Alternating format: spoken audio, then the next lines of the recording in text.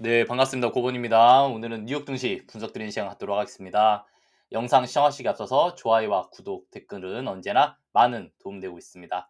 자, 전날 나스닥 같은 경우는 소폭 상승으로 마감했지만, 자, 러셀 지수가 2% 가까이 상승이 나오면서 중소형주 위주로 정말 좋은 급등이 좀 출현했습니다. 이렇게 어제 중소형주가 상승이 나올 수 있었던 이유, 그리고 정말 여러 가지 종목들 중에서 뭐 양자 섹터나 아니면은 뭐 드론, 휴머노이드 이런 섹터들이 강하게 치고 나갈 수 있었던 이유는 어제 금리 인하 가능성이 높아지는 좋은 이슈들이 있었고, 추가적으로 시장의 유동성이 공급되고 있는 모습들이 있다라고 해석할 수 있습니다. 무슨 소리냐면은, 자, 첫 번째로 미국 재무부가 12억 125억 달러 규모의 국채를 매입해 줬어요. 당연히 국채 매입이 유동성 증가라고는 하진 않지만, 자, 우리가 국채가 안정화된다라는 것은 금리가 안정화된다라는 것과 같고, 자, 변동성이 완화된다라는 것은 증시 위험 자산 선호가 상승된다라는 거예요.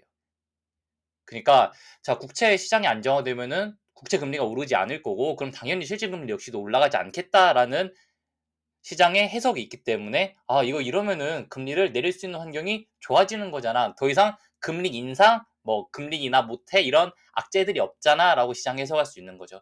직전에 금리 인하 뭐 못할 수도 있어, 뭐 금리 동결해야 돼라는 이슈로 거의 한 달 내내 증시가 밀어냈기 때문에, 사실 저렇게 국제 시장을 안정화시키면서 금리를 내릴 수 있는 조건을 만들어주는 것 자체가 호재다라고 볼 수 있죠. 두 번째, 어제 ISM 서비스 구매관리자 지수 PMI가 나왔어요. 자, 미국은 70에서 80% 이상이 서비스업으로 구성되어 있을 정도로 서비스업의 나라입니다. 그렇기 때문에 이 서비스업이 좋아야 되는데, 자, 경제 자체는 9개월 연속 확장 상태로 좋아요. 예, 고용도 크게 무너지지 않고 있는 구간이고요. 근데 물가가 직전 뭐 10월 대비 11월에 65.4로 물가가 하락했다라는 거예요. 그럼 이거를 우리가 매크로적으로 해석을 잘못해 버리면은, 아, 이거 고용은 위축이고 지금 경제도 별로 안 좋네.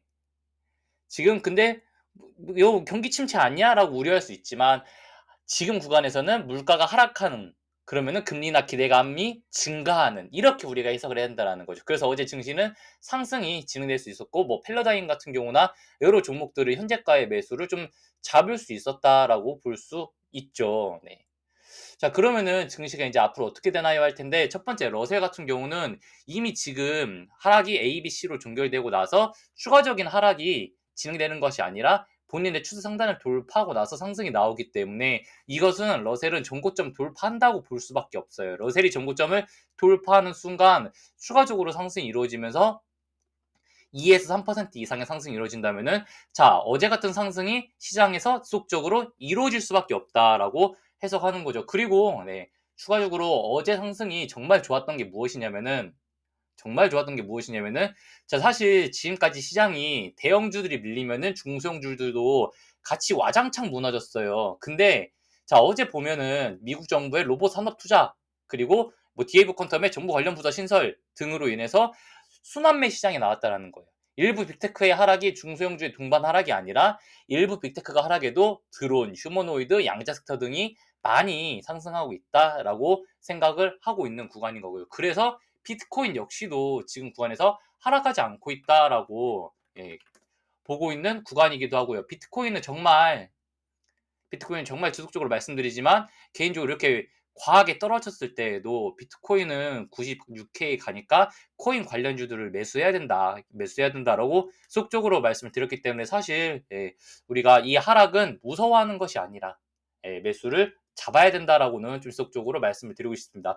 오늘 아까 오후에다가 또 금리 인상 발언을 했어요. 그렇기 때문에, 아, 일본이 금리 인상을 하면 다시 한번 엔캐리 트레이드 이슈 공포해서 직전에 비트코인이 강하게 내렸던, 자, 이런 하락이 또 나오는 거 아니야라고 시장이 우려할 수 있지만, 사실 우리가 이미 알고 있죠. 언제? 24년도 8월 달 기억하시잖아요. 24년도 8월 달에 엔캐리 트레이드 이슈 나왔을 때 어땠나요? 이때 매수한 사람이 승리자잖아요, 승리자. 이때 내가 여기서 매수했으면은 정말 저점에서 제대로 매수 잘해가지고서 이후로 24년 말까지 제대로 수익 내는 시장이었다고요. 그러니까, 그리고 최근에 비트코인만 보더라도 3거래일, 4거래일 전에 또 엔캐리 트레이드 이슈 있을 때, 폭락 나왔을 때 이때 코인 관련주들 매수했으면은 몇 프로 수익인지만 생각을 해보자 이거예요. 자, 저때 꾹 눌렸을 때 코닐만 매수했어도 콘일만 매수했어도 거의 30%대 수익이 나오고 있는 시장인데, 그럼 시장 참여자들이 과연 뭐라고 생각을 할까요? 아, 엔캐리 트레이드 이슈 24년대도 그렇고 지금도 그렇고 그 못 잡으면 후던데, 못 잡으면 안 되던데, 이런 생각이 든다는 거예요. 네. 그리고 어차피 이제 금리나 기대감이 높아지기 때문에 엔캐리 트레이드 악재가 높아질 수 없는 구간이기도 하다라고는 좀 생각을 하고 있습니다. 네.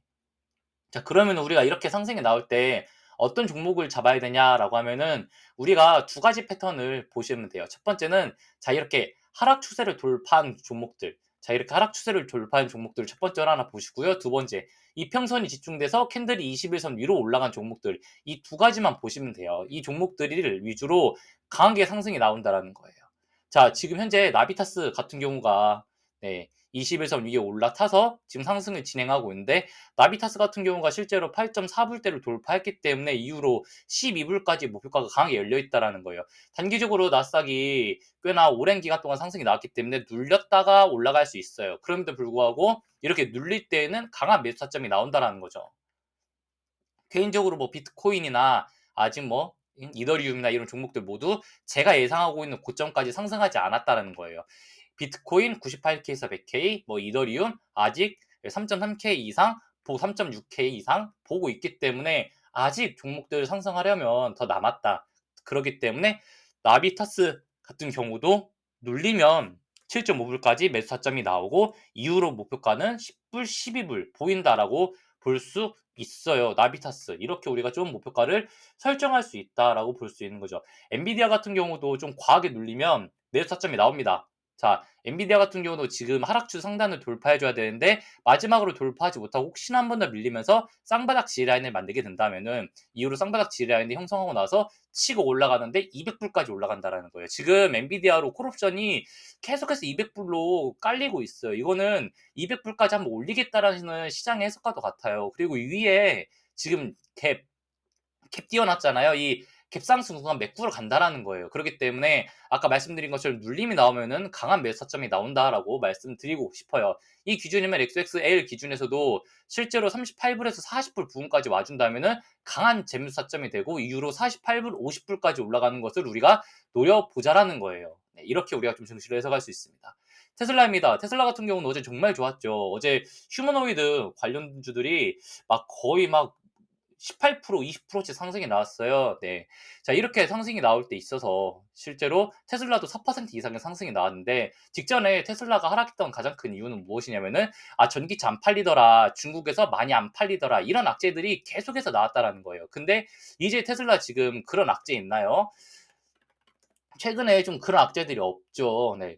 자, 테슬라 예전에 이런 기사들만 떠도 마이너스 1%, 2%씩 떨어지는데, 어제 미국 정부가 로봇 관련 사업 육성한다는 관련 소식에 휴머노이드 관련주 상승하면서 테슬라도 4%대 상승하는 것은 시장이 테슬라를 휴머노이드 관련 섹터로 인지하겠다는 것과 같아요. 그러면 당연히 핵심 저항은 435불도 돌파해놨기 때문에 이후로 목표가 475, 500불까지 올라가는 것 너무나도 보인다라고 볼 수 있고요. 혹시나 나스닥이 밀리더라도, 자, G 라인 매수 잡고 500불까지 끌고 올라가시면 돼요. 테슬라도 500불 위로 콜옵션이 무지무지하게 들어오고 있다라고 보시면 될 것 같습니다.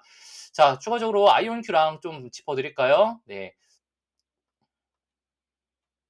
자, 아이온큐 같은 경우는 지금 구간에서, 자, 동일하게 아까 나비타스랑 동일하게 해석하자면은, 자, 마지막이에요. 하락주 상단 돌파했고 한번 눌렸고 이후로 48불 돌파가 나와주면은 55불까지 올라간다라는 거예요. 네, 한 번 더 눌려서 뭐 41불, 48, 4불 한 번 주면은 매수 타점 나오고 55불 간다라는 거예요. 이거는 우리가 명확하게 55불 볼 수 있다라고, 네, 해석할 수 있는 구간인 거죠. 어제 DAV 퀀텀이 먼저 좀 치고 나갔어요. 네. 그렇다라는 것은 실제로 결국 모든 양자 섹터들이 같이 따라갈 수밖에 없다라는 거예요. 자, 하락 추세 상단 돌파 나오면서 21선 위로 돌파 나왔기 때문에 DAV 퀀텀 눌리더라도 22불 때 지지 받으면은 29.5불, 30불 간다라는 거예요. DAV 퀀텀. 이거 리게이트 컴퓨팅도 동일해요. 리게이트 컴퓨팅 눌리더라도 22불 이탈하지 않으면은 이후로, 예, 26불, 27불 돌파 나올 때 30불 위로 상승 나오는 것이 리게이트 컴퓨팅이다라고 우리가 해석할 수 있고요. 실스크 같은 경우도 계속 쪽쪽으로 말씀드리고 있지만, 자, 매도하지 말자, 매도하지 말자. 혹시나 지금 구간에서 21선 돌파하지 못하고 눌리더라도 4불, 3.8불 모두 매수가 좀 나오고 나서 치고 올라가는 이런 그림 나온다라는 거예요. 네, 그래서 자, 목표가 5.5불 이상 우리가 꼭 보자라고 말씀드리고 싶습니다. 네. 그래서 우리가 도망치면 안 돼요. 메타 같은 경우도 멤버십 통해서 600불, 615불 이 구간에서 계속해서 매수타점을 드리고 있어요. 계속해서 언급드리고 있다라고 말씀드리는데, 자, 메타 같은 경우도 사실 지금 쉬어가면 좋은 타점이에요. 640불까지 올라왔거든요. 하지만 메타는 목표가 670불에서 730불 전 이 구간까지 올라온다고 보고 있어요. 그래서 메타도 혹시나 눌림이 나오면은 620불, 600불 이 두 구간에서는 무조건 매수 타점을 잡아줘야 되고, 두 배 레버리지 매수 가능하거든요. 이후로 치고 올라갈 때 670불, 700불, 뭐 730불 수익 내자 이거예요. 자, 이렇게 우리가 네, 수익을 충분히 낼 수 있다라고 좀 해석할 수 있습니다. 네. 오랜만에 팔란티어도 좀 한번 봐야죠. 팔란티어 같은 경우도 지금 구간에서 치고 올라가고 있어요. 자, 팔란티어가 180불을 돌파하는 순간 200불까지 강하게 열렸기 때문에 이 점 해석하시면 되시고요. 눌려도 165불 이 구간, 160불 이 구간에서 강한 재매수 타점이 나오고 이후로 치고 올라가는 상승 나올 수 있다라는 거예요. 네. 한 번 더 올려서 전고점 부근까지 올린 다음에 무너지든 말든 하겠죠. 후에 강하게 무너지더라도 지금은 올릴 타이밍이 맞다라고 볼 수 있습니다. 네. 포이 테크놀로지 같은 경우도 뭐 직전 영상에서도 지속적으로 말씀을 드리고 이거 올라가야 된다 말씀드리면서 네, 포이 테크놀로지 진행드렸고 실제로 멤버십 통해서도 막 4.6불, 4.5불, 4.4불 계속해서 매수해라라고 말씀드렸던 종목이에요. 자, 포획 어제 어마어마하게 올라갔죠. 28%대 상승이 좀 이루어졌습니다. 자, 이렇게 우리가 상승할 것이라고 예상을 하고 있을 때 5.5불 올라오면은 이 종목 매도할까요? 아니요. 홀딩해요. 끝까지 홀딩하자라고 해서 이 종목 어제 매도하지 않고 끝까지 홀딩 갔습니다. 이후로 6.2불 포획 돌파 나오면은 7불까지 올라가는 패턴이 포획이에요. 그러면 하나, 둘, 셋, 넷 하고 한 번 더 올라가면 전고점 구간 8불까지 올라갈 수 있는 게 포획 테크놀로지라는 거예요. 혹시나 지금 눌리더라도 5.6불까지는 눌림이 출현해도 무방해요. 그렇기 때문에 포획 우리가 좀 지켜보자라고 볼 수 있는 거죠. 이렇게 뭐 '아 포획 못 샀네. 놓쳤네.'라고 아쉬울 게 아니라 자, 지금 펠러다인 같은 경우도 지금 좋은 구간에서 상승이 진행되려고 하고 있어요. 자, 어제도 펠러다인 본장에서 매수차점을 드렸지만 없으신 분들은 5.9불 돌파 매매 가능하다라는 거예요. 목표가 7불까지는 강하게 열려 있는 종목이기 때문에 눌려도 타점 잡고 올라간다라고 해석하시면 돼요. 네. 아까 말씀드린 것처럼 아처 에이비에이션 같은 경우도 7.8불 때 좀 타점을 드렸었어요. 이 구간에서 계속해서 매수하자라고 말씀드렸던 거죠. 자, 아처 같은 경우도 지금 캔들이 20일선을 돌파했죠. 하락 추세 돌파를 해놨고 20일선 돌파를 했기 때문에 이 종목도 추세는 상승으로 전환됐다라는 거예요. 목표가 9불에서 10불까지 올라갑니다. 8.5불 돌파 매매 가능하고요. 눌려도 7불대에선 재매수 타점을 잡는다면은 동일하게 목표가 9불에서 10불까지 올라갈 수 있다라고 생각할 수 있어요. 자, 리치텍 로보틱스거든요. 자, 리치텍 로보틱스 같은 경우도 어제 본장에서 뚫자마자 매수 타점 드렸어요. 네. 어제 21점 막 뚫자마자 여기서 뚫자마자야 매수 타점이 나온다라는 거예요. 왜냐면은 자, 동일하게 간단하게 그려봐도 하락 추세 상단 돌파해놨고 예. 하락추세 상단 돌파하면서 20일선 캔들 위로 올라오는데 강한 상승 추세로 진입하는데 타점이 안 나올 수가 없다. 자, 이 종목도 이제는 단기적으로 4.5불까지 올라갈 거고요. 4.5불을 돌파하는 순간 더 올라갈 건데 일단 4.5불 주고 보자. 4.5불 맞고 밀렸을 때 3.7불 때 지지 받아주면은 더 올라가는 패턴이 나오기 때문에 이 패턴을 한번 좀 지켜볼 예정이에요. 네. 이런 식으로 올라갔다가 눌리고 이런 식으로 올라갈 수 있을지. 네. 이 패턴을 한번 좀 지켜보도록 하겠습니다. 자, 이런 식으로 지금 어제 정말 많은 종목들이 상승이 제대로 좀 나왔어요. 네. 서브 로보틱스 같은 경우도 실제로 타점 나오면서 12불까지 올라왔기 때문에 실제로 12불에서 상승이 이루어졌으면은 한번 눌렸다가 다시 한번 올라가는 이런 그림 우리가 좀 그려볼 수 있다고 생각을 하고 있습니다. 아직 그리고 덜 올라간 종목 중에 하나가 코어이브예요. 코어이브 지금 100불대 개파락 가지고 있거든요. 이 개파락 실제로 76불 돌파 나왔기 때문에 마지막 구간 73불 돌파 나와주면 100불까지 코어이브 올라갈 수 있습니다. 눌리더라도 72불대 지지 받아주면 100불까지 올라가는 거 동일하게 간다라는 거예요. 이 점 기억하시면 될 것 같아요. 네. 우리가 어떤 종목들 매수해야 되지라고 한다면은 이렇게 눌려 있는 종목들, 돌파 앞두고 있는 종목들 매수하시면 돼요. 뉴스케일 파워 같은 경우도 지속적으로 말씀드리지만 과매도 중에 과매도다. 그렇기 때문에 자, 뉴스케일 파워 같은 경우는 이제부터 20불, 20.5불 모두 돌파 매매 가능하면서 목표가 30불까지 가져갈 거예요.